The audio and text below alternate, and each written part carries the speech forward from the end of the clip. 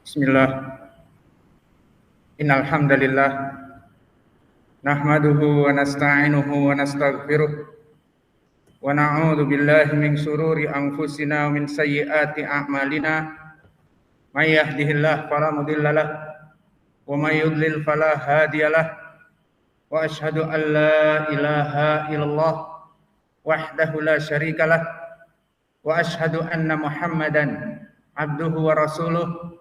Amma ba'du. Alhamdulillah, pada kesempatan petang ini di Masjid Fathahillah di Depok 12/12/2021 bertepatan dengan hari ke-6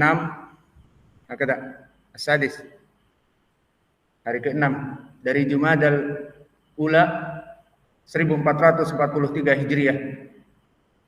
Maka kita memberikan sedikit apa yang Allah mudahkan bagi kami untuk bisa bertemu dengan saudara-saudara kita seakidah, semanhaj, ahli sunnah wal jamaah as-salafiyah. Maka ketahuilah ya ibadallah bahwa Allah Jalla wa'ala telah memerintahkan kepada setiap kaum ada orang-orang yang menyuruh kepada kebaikan dan mencegah kepada kemungkaran. Seperti Allah berfirman di dalam ayat Al-Quran, wal takum minkum ummatun yad'una ilal khair wa ya'muruna bil ma'ruf wa yanhauna 'anil munkar wa ulaika humul muflihun. Yang maknanya wal takun minkum. Sebelum kita mengartikan, kita harus mengetahui sedikit i'rab dari wal takun. Wal takun, takun fi'lun mudhari' yang majzum dengan lam amr, bidukhul lam amr. Maka lam amr di ilmi usulil fikih memberikan makna wajib. Maka makna wal takum minkum ummatun wajib bagi setiap kalian dari umat yad'una ilal khair wa ya'muruna bil ma'ruf wa yanhauna 'anil munkar. Wajib di antara kalian ada suatu kelompok yang mengajak kepada kebaikan dan mencegah dari kemungkaran-kemungkaran di ekosistem mereka kehidupan manusia.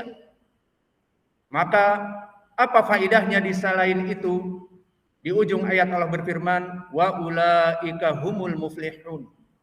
Maka merekalah orang-orang yang beruntung di saat suatu kaum dalam suatu ekosistem kehidupan berkumpul manusia-manusia, ada yang mengajak kepada kebaikan dan dari mereka mencegah kemungkaran, maka mereka dalam keadaan muflihun, orang-orang yang beruntung.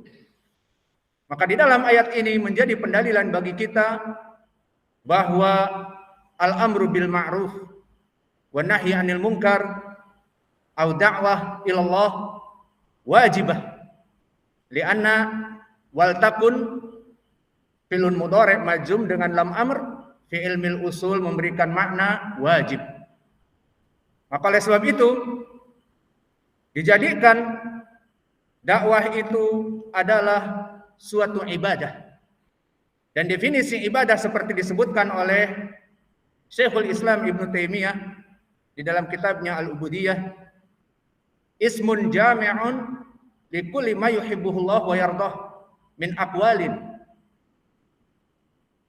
wa kadzalika a'malin al-jawarih wal arkan, bahwa ibadah adalah seluruh yang dicintai oleh Allah dari perbuatan seorang hamba, baik secara lisan ataupun batinan, secara amalan batin seperti al-ikhlas, was-sabr, wa tawakkul, dan juga al-amal al-jawarih wal arkan seperti berdakwah dan seperti melaksanakan sholat 5 waktu dan sebagainya. Maka dijadikanlah dakwah itu adalah ibadah dikarenakan tadi pendalilannya wal takun minkum, haruslah dijadikan di antara kalian dengan sigatul wujub. Maka dijadikan ibadah dikarenakan dakwah dicintai oleh Allah Jalla wa'ala. Maka seandainya jika dakwah itu perkara yang dicintai oleh Allah, maka rules, maka undang-undang, maka the laws, hukum-hukumnya, maka komitmen, semuanya dari Allah Jalla wa'ala dan dari Nabi-Nya Muhammadin sallallahu alaihi wa ala alihi wasallam. Maka semua undang-undang dakwah, semua metode-metode dakwah, semua dari bagaimana menjelaskan hak kepada manusia dan menjauhkan manusia dari keburukan, itu ada rules dan ada undang-undang dari Allah dan Rasul-Nya. Maka oleh sebab itu Nabi Muhammad sallallahu alaihi wa ala alihi wasallam bersabda, "Qul hadhihi sabili ad'u ila Allah ala basirah ana wa manittaba'ani." Maka katakanlah wahai Muhammad, "Qul hadhihi sabili." Ini adalah jalanku dalam berdakwah. Yang mana dakwahnya itu ilallah ala basirah, harus di atas ilmu. Untuk siapa jalan ini? Ana. Ini adalah jalanku, berdakwah dengan ilmu ala basirah. Wa manittaba'ani.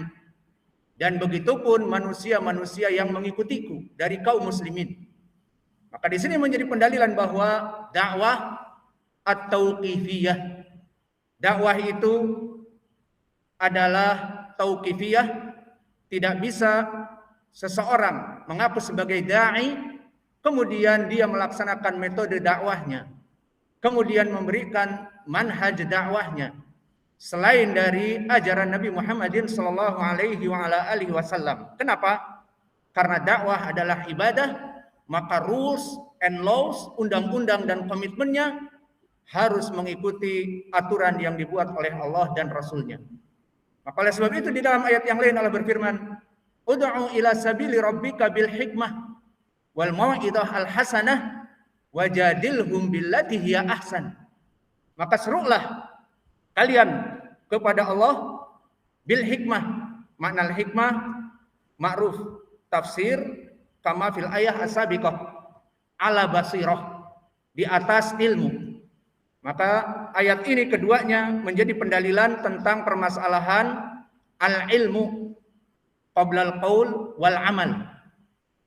Maka dua ayat ini rad ala jama'atut tabligh, yang mana mereka berdakwah hanya dengan semangat, berdakwah hanya dengan ikhlas bila mutaba'ah. Maka mereka melaksanakan dakwah tanpa ilmu, di mana pada malam ini ada rekrutan anggota baru, maka direkrut dari orang-orang yang baru, kemudian besok khuruj apal se yaum atau yaumin atau salasa ayam atau usbu. Maka mereka yang direkrut tidak mempunyai ilmu, padahal dakwah harus ud'u ila sabili rabbika bil hikmah. Dan juga di dalam ayat yang sebelumnya ala basirah.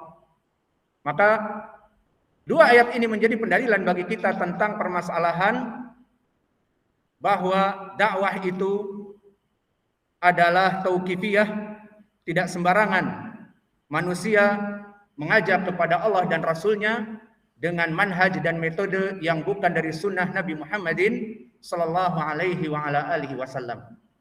Dan pada pertemuan malam ini kita memberikan tema bahwa dakwah ahli sunnah wal jamaah as-salafiyah tidak berbasa-basi dengan kelompok al-firaq ad-dhalah.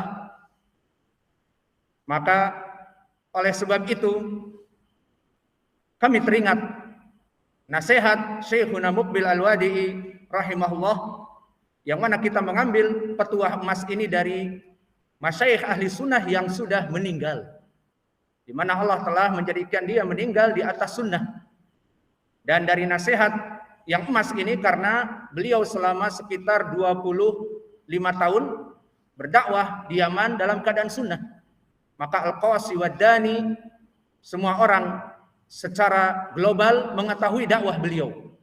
Sehingga kita mengambil nasihat beliau, nasihat yang sudah menjadi nasihat yang emas, dikarenakan sudah dijalani bertahun-tahun nasihat ini, dan sampai beliau dicabut oleh Allah ruhnya dalam keadaan manhaj yang hak ini. Maka nasihat yang klasik beliau sesuai dengan ajaran Al-Quran dan Sunnah. Apa itu? At-tamayyuz bid-da'wah. Bahwa dakwah itu butuh kepada penjeda keras, jelas antara hak dengan yang batil. Tidak berbasa-basi, atau basa-basi itu kalau kita rujuk kepada kamus besar bahasa Indonesia, basa-basi adalah ucapan yang dipakai hanya sekedar lewat begitu saja agar menyesuaikan dengan adat istiadat, seperti bertemu dikatakan mau kemana, apa kabar, bla bla bla. Maka di dalam dakwah tidak ada basa-basi dengan kelompok ahlul bid'ah minal firaq ad-dhalah.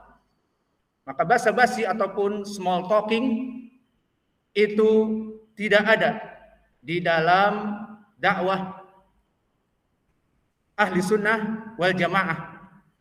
Maka berkata Syekh kami Muqbil, walan tuqama sunnatu Rasulillah sallallahu alaihi wa ala alihi wasallam illa bitamayyuz fi da'wah. Naqalna min Tuhfati al-Mujib. Maka disebutkan oleh Syekh kami di kitabnya Tuhfatul Mujib, tidak akan berdiri dakwah sunnah Nabi Muhammad sallallahu alaihi wa ala alihi wasallam kecuali dengan tamayyuz, tidak berbasa-basi dengan kelompok ahlul bid'ah di dalam dakwah mereka. Maka akan berdiri sunnah. Dan ini mujarrab.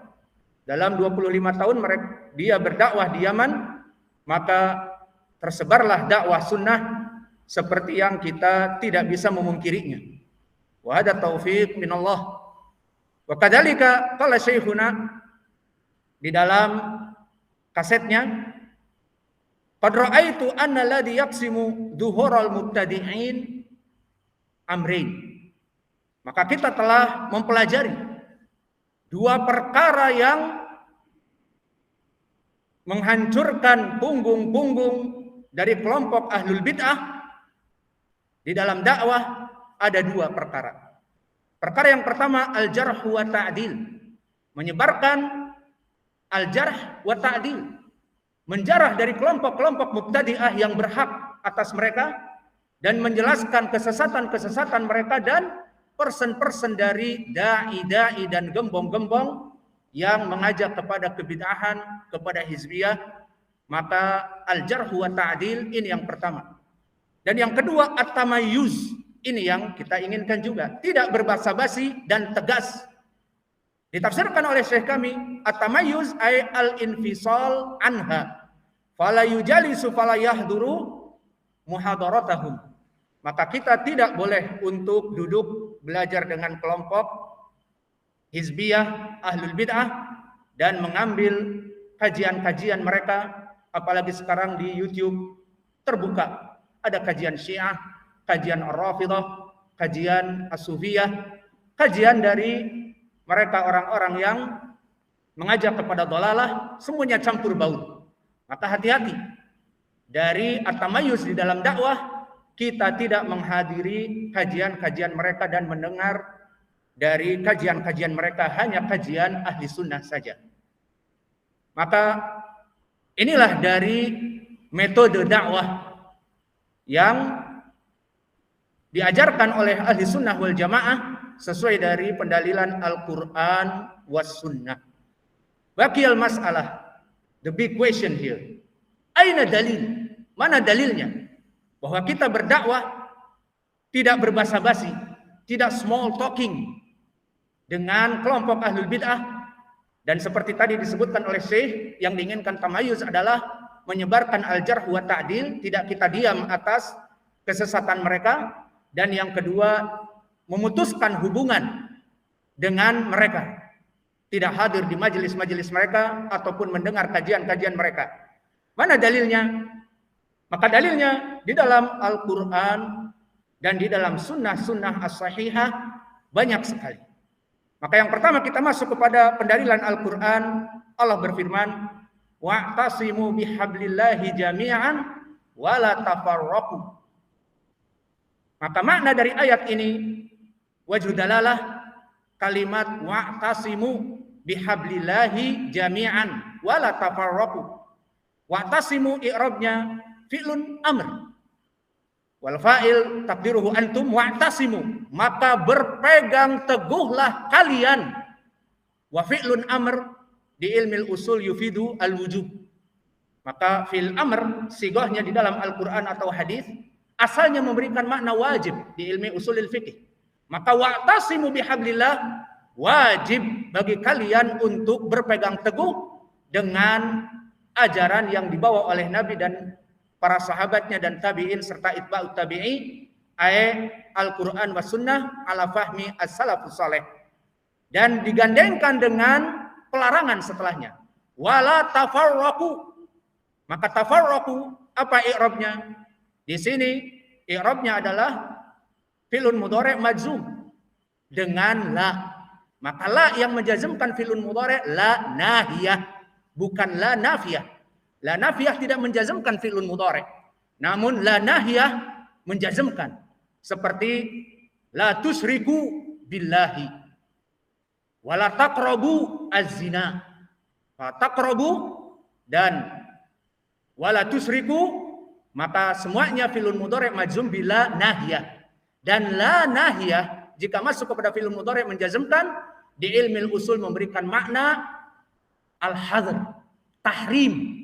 Wala tafarraqu, maka janganlah kalian menyempal dari ajaran Nabi Muhammad sallallahu alaihi wa ala alihi wasallam dari dakwah ahli sunnah wal jamaah. Maka alhamdulillah telah ditafsirkan ayat ini oleh as-salafus saleh. Telah datang dari sahabat Abdullah bin Mas'ud yang mana diriwayatkan oleh Imam At-Tabari di dalam tafsirnya, haddatsana Husaim, dan Husaim huwa Ibnu Bashir thiqah. Haddatsana al-Awwam wa huwa Ibnu Hausyab thiqah. Dari Asy-Sya'bi, Amir ibn Sarahil, dari Abdullah ibn Mas'ud. Maka sanad ini sanadnya sahih.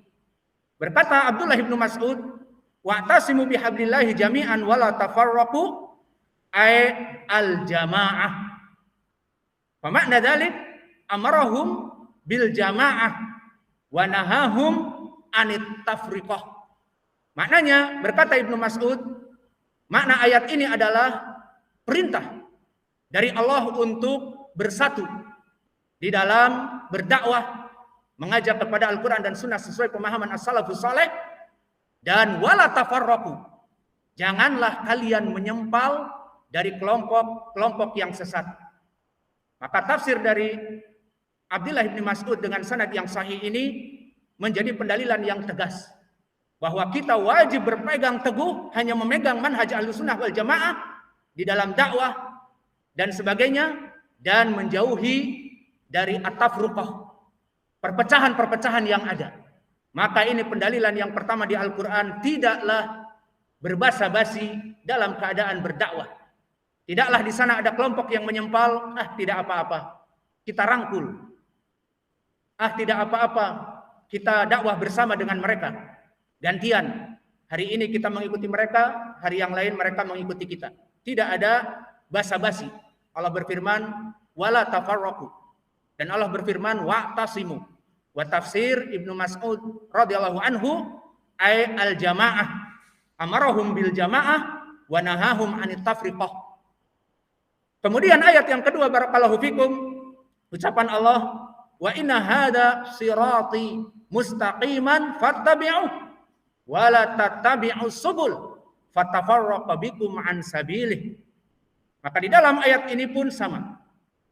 Pendalilannya, wa anna hadza sirati mustaqiman fattabi'uh. Maka ini adalah jalan yang lurus. Fattabi'uh, maka ikutilah dia. Jalan yang lurus ini. Maka kalimat fattabi'uh seperti di pelajaran yang sebelumnya adalah fi'lun amr. Dan fi'lun amr di ilmil usul yufidu bihi al-wujub. Maknanya ini adalah jalan yang hak. Jalan ahli sunnah wal jamaah, fattabi'uh. Maka wajib bagi kalian untuk mengikutinya. Kemudian disebutkan wala tattabi'us subul. Dan begitupun di sini sama, wala lanahiyah, tattabi'u filun mudhari' majzum bila nahiyah yufidu tahrim. Maka awas, beware, caution. Haram bagi kalian untuk mengikuti jalan selain dari jalan ahli sunnah wal jamaah. Maka ayat ini barakallahu fikum telah datang asbabun nuzulnya. Diriwayatkan oleh Imam Ahmad dari jalan Asim an Abi Wa'il Syaqiq ibnu Salamah an Abdullah ibni Mas'ud. Maka Asim huwa ibnu Bahdalah ataupun Asim ibnu Abi Nujud, yang untuk gambarannya kita menghafal Al-Quran dengan mushaf Qira'ah Hafiz an Asim. Man huwa Asim? Hada huwa Asim ibnu Abi Nujud ataupun Asim ibnu Bahdalah, imamun fil qira'ah walakin saduq hasanul hadis. Hadisnya pas-pasan.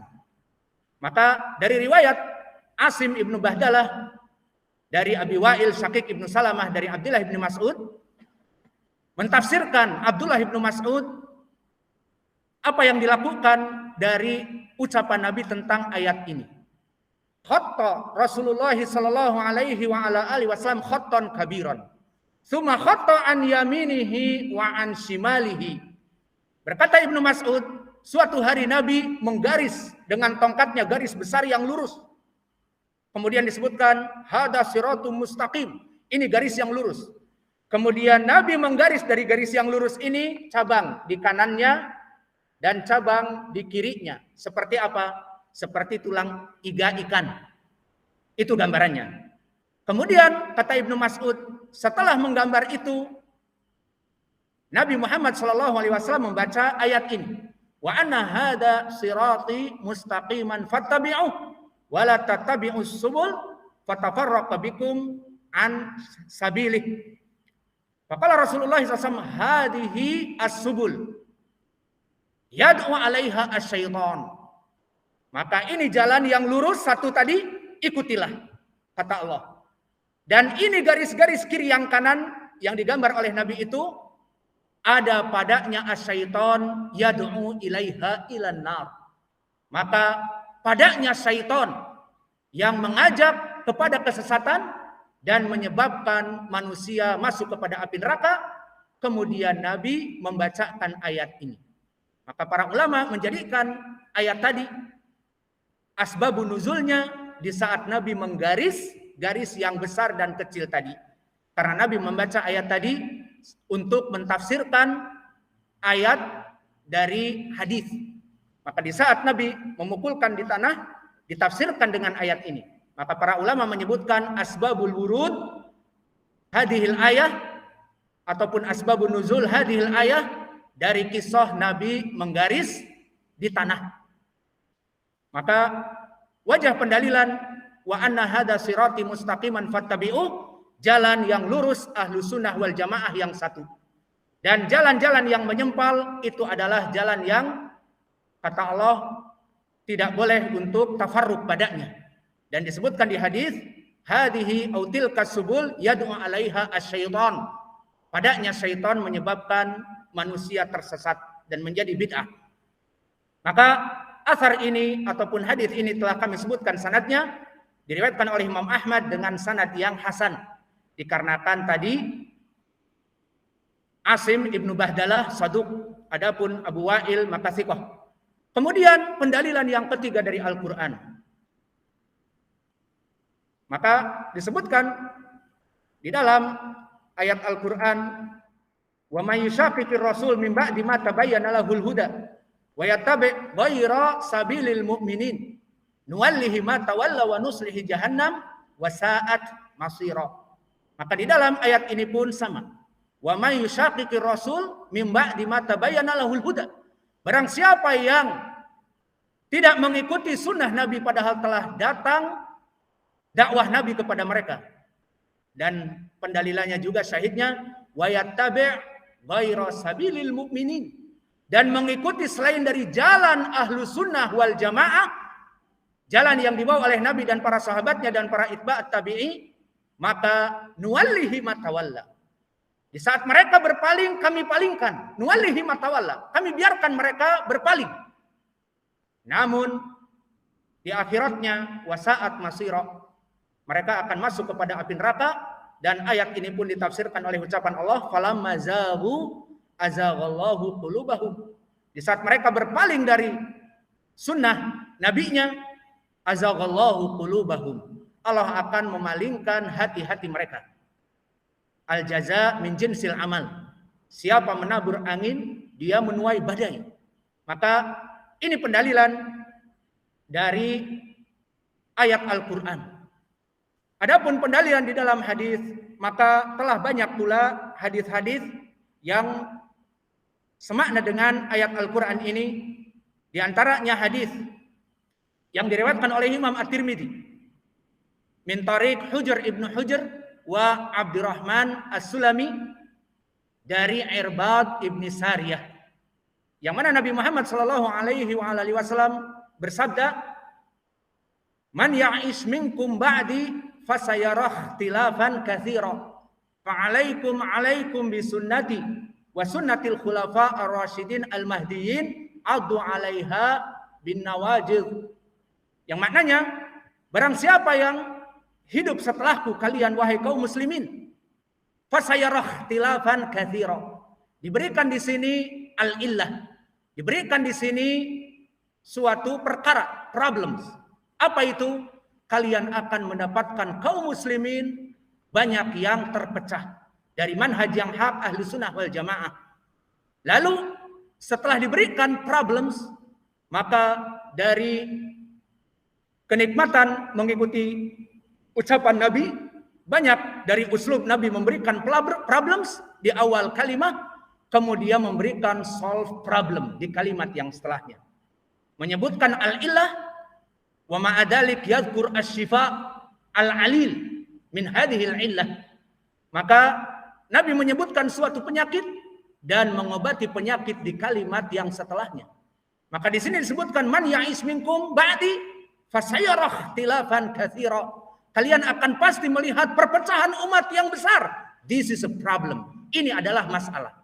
Lalu mana solve problemnya? Pemecahan masalahnya apa? Disebutkan di lafaz setelahnya, alaikum bisunnati. Wajib bagi kalian untuk menghidupkan sunnahku, mengikuti sunnahku.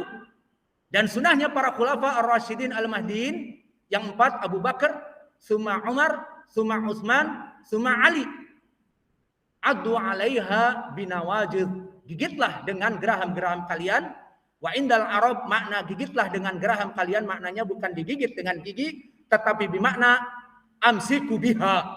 Maknanya beriltizam, komitmen, istiqomah dengan sunnah-sunnah tersebut. Maka hadis ini barakallahu fikum telah kami sebutkan sanadnya tadi Hasan li ghairi, karena Hujr ibnu Hujr majhul dan Abdurrahman As-Sulami majhul. Maka dari dua jalan ini bisa naik kepada Hasan li ghairi.